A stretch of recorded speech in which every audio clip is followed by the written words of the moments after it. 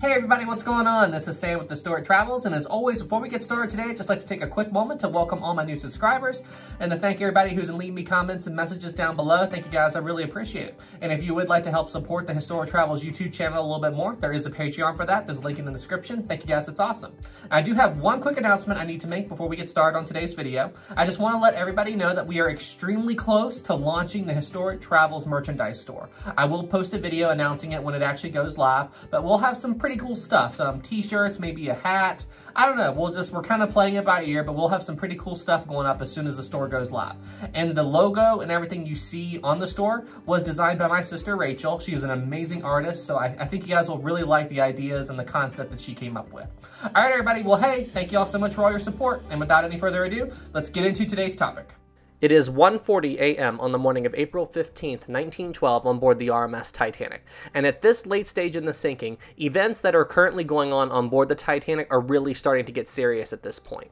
At this late stage in the sinking, all order on board the Titanic is beginning to break down. The passengers are beginning to panic because they realize there aren't enough lifeboats left on board. The officers are having a time trying to keep the crowds calm and keep everything organized so they can get the all too few lifeboats remaining on the Titanic away from the ship safely. I mean, at this late stage in the sinking, things are quickly falling apart on board the RMS Titanic, and the crew that are trying to get the lifeboats away are quickly running out of time before the Titanic sinks. With order quickly beginning to break down on board the RMS Titanic, several of the Titanic's officers did in fact have to use guns as a means to actually protect the lifeboats from these crowds of people that are beginning to panic on board the ship. Now, one very important thing to keep in mind here, the White Star Line did not issue guns to the Titanic's officers. These officers just happened to bring guns on board with them when they boarded the ship, and they were using these guns to defend the lifeboats. And at this late stage in the sinking, with crowds and crowds of people coming up on the boat deck and realizing that there aren't enough lifeboats for everybody, yeah, they were beginning to panic. And there is nothing worse in a dangerous situation like on a sinking ship to have massive crowds of people panicking and not thinking clearly. You know, you have to maintain order. You have to keep order in a dangerous situation. You have to use your head, because if you panic and you try to rush and get things done quickly, that's when things go wrong. And when you have a massive crowd of people, and imagine if 50 or so people tried to rush one lifeboat. I mean, they could destroy that lifeboat. They could spill all of its occupants into the ocean. The lifeboat could break. The davits could break. There's 1,000 things that could go wrong. So it was very critical that the officers on board the Titanic do their best to try to keep the passengers calm and maintain order so they can try to launch the remaining few lifeboats that are still on board the Titanic.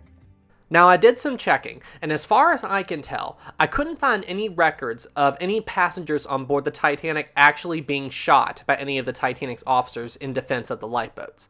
All of that stuff that we see in the James Cameron movie of Murdoch shooting some of the passengers and stuff before he shot himself, all of that appears to be made up just for the movie. And while we're talking about it, I do not believe Murdoch committed suicide like we see in the James Cameron film. So it does seem that while we do know for certain that shots were fired on the Titanic during the sinking, they were not at any particular passengers. They were just a warning measure in order to keep the crowds from rushing the Titanic's lifeboats. Now that you have a pretty good concept at the events that are going on the boat deck of the Titanic at this current time, I now want to take our focus away from the boat deck and travel deep inside the Titanic and talk about the actions of some men who are still inside the ship, who I consider to be the unknown heroes of the Titanic disaster. And who am I referring to? Well, I'm referring to the brave men who are still deep inside the Titanic, in the Titanic's few remaining boiler rooms, and still in the engine room of the Titanic, fighting to keep the crucial systems of the Titanic functioning, like the power, the Marconi wireless, etc., etc. You know, when you really think about it, it is unbelievable that even at this late stage in the sinking, the Titanic's power is still on. I mean, think about it. The entire front part of the Titanic is gone at this point. There's more parts of the Titanic that are currently underwater than there are above water. Yet, even at this late stage in the sinking, the Titanic's lights are still burning. The Marconi wireless is still transmitting, even though the signal is starting to get weak. And this is only possible due to the actions of the brave men that are still actively working in the Titanic's few remaining boiler rooms that aren't currently flooded, and still working in the Titanic's engine room. If these men hadn't done what they were doing, the Titanic would have lost power long ago, and I don't think even half of the number of people who survived the disaster would have been able to get off the Titanic before she sank. Another thing that's incredible about the men who are still working in the Titanic's boiler rooms and engine room at this late stage in the sinking is the fact that they were not ordered to stay behind. At this point during the sinking, the men who are still working to keep the Titanic afloat and keep the power on are there only on a purely volunteer basis at this point. Joseph Bell, the chief engineer on board the RMS Titanic, had actually went into the Titanic's flooding boiler rooms and engine room and told the men that they could try to go up on deck and save themselves. However, he was going to stay behind, and he needed men to stay behind with him and help him try to keep the Titanic's critical systems working. He told them that he needed steam for the pumps, for the electricity, etc., etc. And if any men would volunteer to stay behind and help him keep the ship's systems running, he would appreciate it, but they were not ordered to. And even though a good number of men did leave and they headed up on deck to try to save themselves, a good number of men did stay behind and help Joseph Bell keep the Titanic's critical systems functioning until the very last minute. And honestly, I can't even imagine what kind of courage that would take to do that. I mean, just think about it. If you were one of the officers up on the deck of the Titanic trying to get the lifeboats launched, you know, even though you're not leaving the Titanic and you're launching lifeboats, you still have a shot at surviving, because once the ship goes down, you know, you've got a chance to find something to climb onto, make your way to a lifeboat. You have options if you're on the deck of the Titanic when she goes down. But if you're one of the men in the engine room or in the boiler rooms deep inside the ship, when the Titanic founders, it's taking you with her. So, I mean, if you're inside the ship just trying to keep the systems functioning, you have no chance of survival. And the men who volunteered to stay behind knew this. And Joseph Bell, and along with other key members of the engineering staff, all the men who were still inside the Titanic at this late stage in the sinking, trying to keep the power going, they were never found. So it's most likely that all of them did in fact go down with the Titanic when she finally sank. And they are truly the unknown heroes of the RMS Titanic disaster, and they should get a lot more praise than what they really do in the modern era. It is currently 1:50 a.m. on board the RMS Titanic. The bow section of the ship is completely submerged at this point, and the water is continuing to itch its way higher and higher up the deck of the Titanic. And you know, whenever I look at animations of the sinking of the Titanic, the one thing that stands out to me the most is the fact that even at this late stage in the sinking, there are still lifeboats leaving the Titanic. Remember, it's 1:50 a.m. and the Titanic sinks at 2:20. So the crew has basically 30 minutes left to finish launching all of the Titanic's lifeboats before the ship sinks. Really, they have less time than that, because during the last 10 minutes of the ship's life, there was so much chaos on board that they couldn't launch any lifeboats. And whenever you talk to people today about the sinking of the Titanic and you ask them, why do you think so many people died that night? 9 times out of 10, what they will say is it was because the Titanic didn't have enough lifeboats on board. However, I disagree with that statement. I think that if the Titanic had enough lifeboats for everyone on board, the crew would not have had time to launch them. You see, in reality, the Titanic had 20 lifeboats on board, but the crew only managed to launch 18 of them. The last 2 lifeboats on the Titanic had to be floated off. So even if the Titanic had enough lifeboats for everyone on board, there really is no way the crew would have had enough time to launch all the lifeboats before the Titanic sank. So that's the big thing to take away from this. What good is it to have enough lifeboats for everybody on board if you don't have enough time to launch them? Now, don't take this out of context. I do believe that ships need to go out to sea with enough lifeboats for everybody on board. But what I'm saying is, just because you have enough lifeboats for everybody on board doesn't mean you're immediately going to save everybody that's on a ship before she sinks. Now, in the case of Titanic, the Titanic was designed to have enough lifeboats for everybody on board, but the Titanic did not have a good method to actually prep and launch all the lifeboats. Sure, the davits on board were good for what they had, but if they had enough lifeboats for everybody on board, the lifeboats would have been stacked all around the deck. And if the crew had to deal with moving those lifeboats out of the way and, you know, trying to prep them and all that, the crew would have had twice as much work to do before they could actually attempt to start launching lifeboats. And with the 20 lifeboats the Titanic had on board, the crew was actually able to start launching lifeboats within an hour, you know, because all they had to do was find out that the ship was sinking, prep the boats, and start launching them. They didn't have to move lifeboats around, and you know what I mean. So if the Titanic had enough lifeboats for everybody on board, I don't think they would have been able to get at least half of them off of the ship before she went down, you know? And for those of you thinking, okay, it's no big deal if they couldn't launch all the lifeboats, they could just float the lifeboats off the ship after it sank. Titanic went down in a very violent way. if there were any lifeboats still on the ship at the time of her final plunge, it's most likely that most of them would have just gotten destroyed by the ship breaking up. You know, it's not like they could just float all the boats off. You know, the Titanic, especially during the final stages when the ship is climbing higher and higher, any lifeboats on the ship would have been destroyed at that point.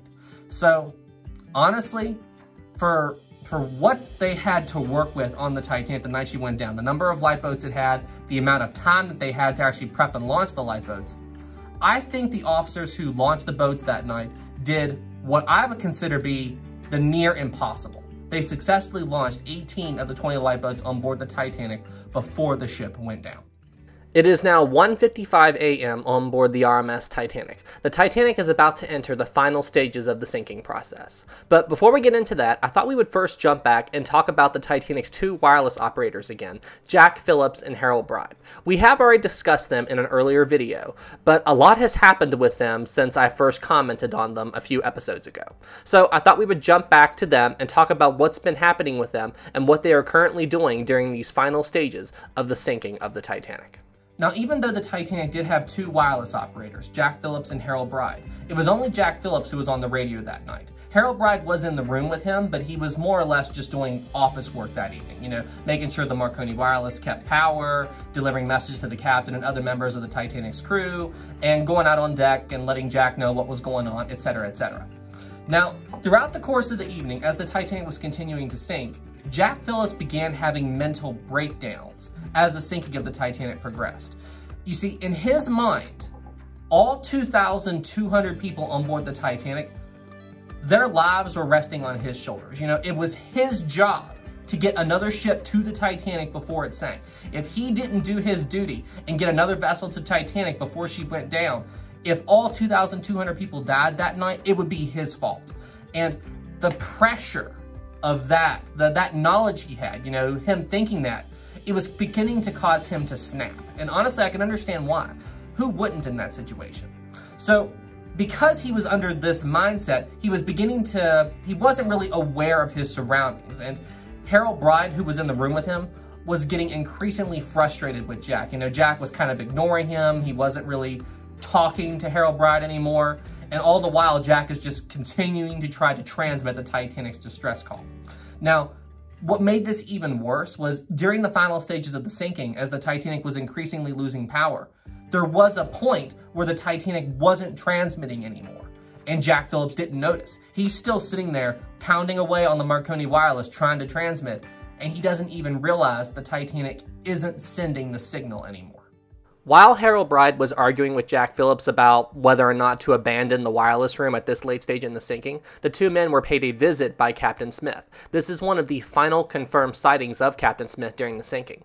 The captain basically told the two men that they had done their full duty, they could do no more, and it was time for them to abandon their cabin. It was every man for himself. And then the captain walked out of the Marconi wireless room without saying another word. At that point, Harold Bride told Jack, "Didn't you hear the captain? It's time to abandon ship. We have to go." But Jack Phillips was ignoring him and continuing to try to transmit. The two men would end up staying in the Marconi wireless room for another 10 minutes or so before they actually abandoned the cabin. Now, when I say the two men chose to stay in the wireless room for a little bit longer, it was mostly Jack Phillips refusing to leave and Harold Bride not wanting to abandon his friend. That's basically all it was. Now, right up to this point in the sinking, Harold Bride was becoming increasingly aware at how dire their situation was. Harold Bride knew that if they did not abandon their cabin soon, then they would have no chance at surviving the night. But Jack Phillips was just completely not listening to him. So, right up to this point, Jack Phillips didn't even have a life jacket on. He was just sitting at the desk trying to transmit. So Harold Bride went and got a life jacket from the other room and basically force-tied it to Jack Phillips. You know, tied it around him and stuff and just basically made him put it on. All the while, Jack Phillips is transmitting. Now, right after Harold Bride did that, he walked into the other room, and then when he came back, he found a random passenger in the wireless room, no joke, trying to untie and steal the life jacket off of Jack Phillips. And Jack Phillips, being completely oblivious to everything that's going on, wasn't even aware that this guy was trying to steal his life jacket. Now, upon seeing this, Harold Bride did tackle the guy, and a big fight broke out in the wireless room, and this woke up Jack Phillips. Jack Phillips and Harold Bride together were able to stop this guy, and they basically knocked him out cold in the wireless room. Now, once this guy was on the floor, you would think that they would abandon the cabin at this point. But nope, Jack Phillips got up, went right back to the desk, and continued to try to transmit the Titanic's distress call. Anyway, guys, that's it for this video. Thank you all so much for watching. I hope you enjoyed it and found it interesting. And yep, we're getting very close now to the final chapter in the sinking of the RMS Titanic. I hope you guys have enjoyed this series. I've had a lot of fun making it.